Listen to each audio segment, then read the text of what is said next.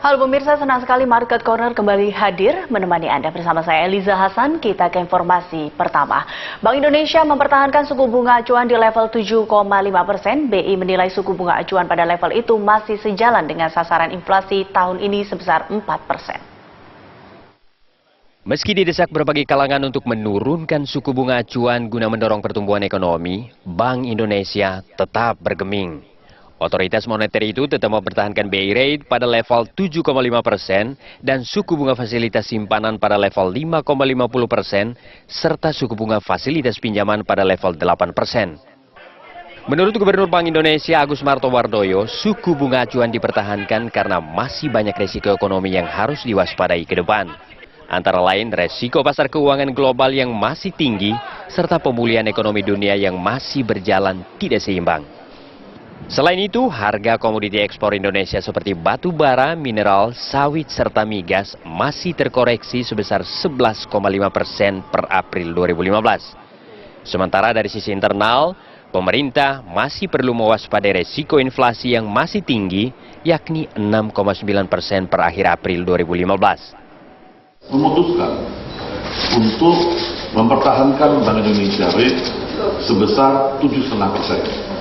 Dengan suku bunga deposit facility 5,5% dan lending facility pada level 8%. Keputusan tersebut sejalan dengan stans kebijakan moneter yang cenderung ketat untuk menjaga agar inflasi berada dalam sasaran 4 ± 1% pada tahun 2015 dan tahun 2016, serta mengarahkan defisit transaksi berjalan ke tingkat yang lebih sehat dalam kisaran 2,5 sampai 3% terhadap produk domestik bruto dalam jangka menengah.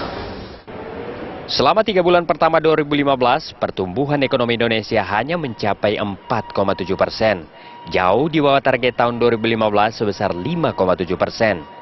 Sementara neraca pembayaran masih surplus sebesar 1,3 miliar dolar, namun turun hampir separuh dari surplus neraca pembayaran kuartal keempat 2014 sebesar 2,41 miliar dolar Amerika.